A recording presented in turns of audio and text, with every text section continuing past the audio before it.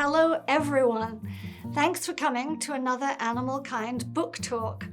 I believe you'll learn a few things today to astound your friends at dinner parties. Notice this background behind me. It's the beach in Norfolk. Not Norfolk, Virginia, home of our East Coast headquarters, but Norfolk in England, and the two beaches look identical. There's a good reason for this background that will become clear in a second. In Animalkind, you're going to find lots of things about dogs, about elephants, cats, horses, birds, but today I'm going to talk to you about an animal that most of us have only a nodding acquaintance with. Here's a clue. This is the Hindu goddess Kali, who is believed by her followers to protect innocent beings from evil. She's always depicted with a lot of arms, something that PETA staff could certainly have found helpful when we go out on these flood rescues. Sometimes Kali has 4 arms, sometimes she's shown with 10 or even 18 arms, which is a bit much. Today, I'm going to talk about some real-life multi-armed or multi-legged animals who are every bit as exotic as Kali, starting with these fascinating fellows, crabs. But first, starting on June the 21st, let's wish happy birthday to everyone born under the astrological sign of the crab, Cancer. The word Cancer is from Latin, and it's also from karkanos, which is the Greek word for crab used in the legend of Hercules, who crushed a crab under his heel. Nasty man. Cancers are rumored to be good kissers, to have a soft heart and a hard shell. And speaking of hard shells, here's a fact. Ocean acidification, caused by human use of fossil fuels, is actually softening crabs' shells. Now, in case you're wondering why crabs, here's why. You remember how once upon a time, certainly for decades of my life, chimpanzees used to appear on TV and in circuses dressed in little outfits, and people laughed at them. And they appeared on greetings cards too, grinning. People thought they were funny, until Jane Goodall told us, no, they're individuals with feelings, absolutely capable in their own environments. Well, if you go onto the internet today and you type in crab, 99% of what you'll see is crab recipes and people teasing crabs, putting the crab on the kitchen floor so that the dog can jump at them, and the people just filming and giggling while these no doubt scared little crab people do the only thing they can do, which is put up a claw to try to defend themselves. Humans have always mocked those they find a little different, including little people, people from other countries, elderly people on a cane. Well, crabs may look different from us. They may be small, but that's no reason to harm them and to mock them. It's time to look at crabs with fresh eyes. I do have a personal regret. You see this innocent-looking little girl? That's me. When I was about 4, I spent hours trying to catch a crab off a pier in Edinburgh, Scotland, and I succeeded. I took him back to our old hotel, and somehow, in the night, with what must have been tremendous effort, he escaped the bucket and he vanished, probably into the wall. I still think of how awful it must have been for him to die slowly back there. So while I can never make up for that, perhaps I can engender some respect for crabs before someone else does something horrid to one. Summer is a gorgeous time to walk along the beach in Norfolk.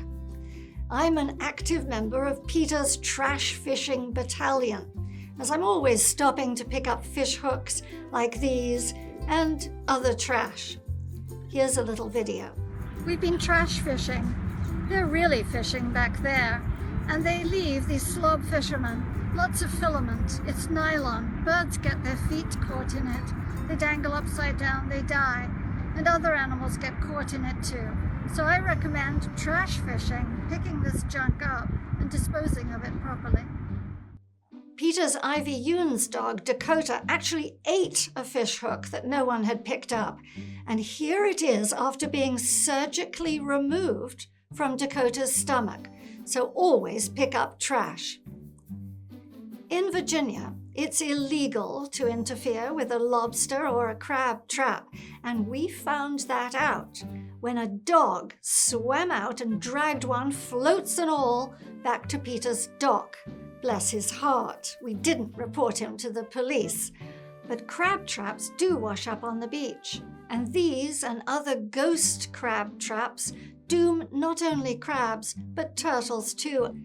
I also find that jumping up and down on crab traps is terrific aerobic exercise, and you can easily crush them beyond repair. It's quite fun. Summer means the crabs come out of their holes in the sand, and they rebuild. In winter, many have survived by burying themselves up to 4 feet down underground. But out they come in warm weather, and you can spot the entrances to their homes all over most beaches. Crabs are decapods with 10 appendages, some of which they use to do the side hustle. 4 pairs of those appendages are legs, so they move pretty quickly. And crabs must have watched forensic files because they know that humans can be dangerous forms of life, as are dogs. And as soon as they spot any of us coming, which they can do from an impressive 60 feet away, they race back down into their burrows about as fast as Usain Bolt, and you can see their tracks. Crabs also take in a 360-degree panoramic view without moving. We could do that too if our eyes were like theirs on movable stalks that are made up of ommatidia. The crab's incredible brain combines all those images from all those ommatidia to create a picture of the world around them. And like the ancient Egyptians, crabs also track the movements of the sun. I do not know why, but there must be a reason. Few people think anything of harassing or eating these clever little people. Another confession, I used to pop into some beach joint or the other and order a big bowl of female Chesapeake Bay crabs. Females are said to be sweeter tasting than the males.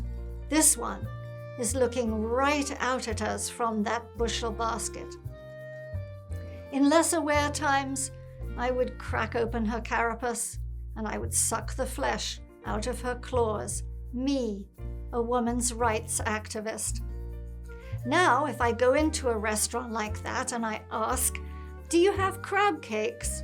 and they say, "Yes, we do," I say, "Great, because it's his birthday today."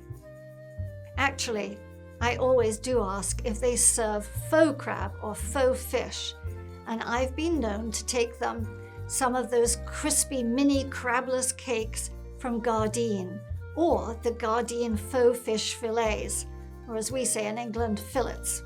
Like humans, crabs come in all sizes. Japanese spider crabs, Takaashigani, weigh as much as an overweight beagle, up to about 40 pounds, with an extraordinary leg span of 12 feet, even longer than an albatross's wingspan. Then there are horseshoe crabs, also called limulus or limuli. And while it's an absolute myth that royal blood is blue, unluckily for the horseshoe crabs, their blood really is blue, and hundreds of thousands of them have their blood taken every year for use in vaccine tests. PETA is out to stop this because there are animal-free alternatives, and we will stop it. Horseshoe crabs are not considered true crabs by taxonomists. Neither are hermit crabs or king crabs because they don't have hard shells. The crabs, not the taxonomists. And crab lice aren't considered true crabs, nor are grumpy people like Lucy. Also not crabs, and not fish either, are starfish, properly called sea stars. Most have 5 arms, but they can be decapods too. And like all forms of beings, they're complex, wonderful individuals. They have eyes, not perhaps where you'd look for them, but on the end of each arm. This means that a 10-armed sea star has 10 eyes too. Other actual octopeds include praying mantises, spiders, ticks, and tardigrades, who it's said are going to be here long after humanity has played taps. But let me quickly touch on one slightly less armed or less legged or less tentacled person, the octopus. Maybe you remember that old song, 8 Arms to Hold You, which actually was about the Beatles. Get it? Well, it doesn't take 4 octopuses to hold you, just the one, as some divers have found to their absolute delight.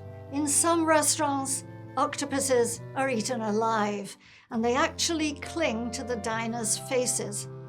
PETA is pushing for an end to that atrocity with billboards like these, and we've succeeded in getting a large popular restaurant in New York to stop live octopus eating. More to come. Octopuses are extremely clever. Each of their 8 arms has a mini brain that allows it to act independently. And they have a central brain, so that makes 9 brains per octopus. You may remember Inky. He was an octopus held prisoner in a New Zealand aquarium. He kept a vigilant eye out for the day when someone cleaning his tank would forget to put the lid back on. And that day came, and Inky did the octopus equivalent of run, don't walk across the floor, and bang down the drain he went. Octopuses can squeeze themselves through holes only the size of their beak. Inky must have been able to smell freedom, and so he made his escape, maneuvering through 164 feet of pipe that empties into the Pacific Ocean. Take that, aquarium. Of course, if we had the 3 hearts an octopus has, we would never capture them, let alone eat them. We just need one functioning heart to allow us to be kind to animals in all their various forms. But back to crabs. There's an orangutan crab, who definitely looks like a little tiny orangutan. There's also the candy crab, catch that. And there's the pom-pom crab, who is called that because she holds sea anemones in her claws, and that makes it look as if she's carrying pom-poms. And a new discovery from Guam, the Harryplax Severus crab, whose name comes from Harry Potter's notorious teacher who worked for Professor Dumbledore, Severus Snape. The huge Japanese spider crab I mentioned earlier was featured in old sea stories, reaching up and grabbing sailors off the ship's deck, and apparently women in bikinis. But in real life, they're actually called the vultures of the ocean because they only eat what is already dead. And they're also called decorator crabs because, like that other octoped, the octopod, the octopus, and possibly Martha Stewart, they love to collect things to decorate their homes. They are also camouflage artists who collect sponges and attach them to their shells, hoping to blend into the background while they sleep during the day. The Chilean spider crab doesn't hide to sleep, but to avoid predators, and they camouflage their carapace with seaweed. Some of the crabs are red, and they choose red algae. Some are green, they choose green algae, and the pigments in the seaweed that they eat actually end up determining the color of the crabs. Pea crabs are the size of, yes, a pea. Just like cuckoos who don't make their own nests, but lay their eggs in other birds' nests. So pea crabs live inside other animals' shells, the shells of oysters and clams and sea urchins, and they sustain themselves by swiping food that passes in through the shellfish's gills. See that little one in there? The males don't do that. They swim freely, and they only sneak into a shell to mate. These aquatic crabs, and there are crabs who spend their entire lives on land, attract each other using pheromones, something humans did before the invention of aftershave. They can get into fights over women too, as do ghost crabs who make scary growling sounds to ward off other males. Of course, when it comes to odd mating rituals, that other octoped, the praying mantis, takes the cake. Actually, she takes the head right off her mate. The French call an orgasm the little death or petit mort, but for praying mantises, it's the big death. Crabs are gentler. To attract females, male fiddler crabs wave an impressively large claw at them, the way a man might show off his Jaguar car. Dating rituals can be so odd. Crabs will also raise their largest claw to warn an attacker to stay back. Last year, I came across a man harassing a crab. He was kicking at this 3-inch tall fellow who had his big claw raised and was trying so valiantly to defend himself, about 5.5 feet below this towering bully. I did try to reason with the man, and unfortunately we ended up getting into a row, but the crab discreetly used that distraction to get back to the safety of his home. Crabs don't only fight. They often work together to gather food for their families, for mutual protection, and to protect females as they release their eggs. And the eggs drift away to sea, timed with the tides. The babies returning to land only after they hatch. Look at this swarm of Christmas Island crab babies returning from the sea. Good grief! Young crabs mature in stages, shedding their shells as they grow. And you may have seen video of how hermit crabs actually line up according to size. This is true, to swap shells when they grow too large for the one they're in. Watch this video. It's like a thrift shop for shells. The gathering crabs begin to measure each other up, and then they do something really rather extraordinary. They arrange themselves into an orderly queue. The biggest at the front, smallest at the back. They're lining up with one aim: to exchange properties. Aristophanes said, "You can never make a crab walk straight." And there's also the joke that if you see a crab walking straight, he's probably drunk. Well, the Malaysian soldier crab does walk forward the way lobsters and crayfish do. At low tide, they come out of their burrows, they flip onto their backs just as dogs do on the beach, rolling about, then shaking off the sand. Then they right themselves and they march across the beach, sometimes in huge armies, all looking for food. Oh, and while a group of seals is called a romp and a gathering of squid is called an audience, how boring that a collection of crabs is called a consortium. Oh well. Crabs eat lots of things, and quite delicately, just like this. But in the Indian Ocean, on the islands of the Chagos archipelago, coconut crabs, who can grow to be over 3 feet long, eat coconuts. They also climb trees, and unfortunately they rob eggs from birds' nests.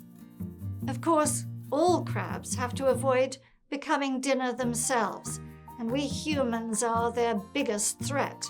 But remember, there are always Gardein mini crab cakes in the freezer case at most supermarkets. Thank you for listening. And thank you, too, for opening other people's minds and hearts, and for creating a kinder world, and for buying copies of Animalkind for yourself and your friends. Until next time.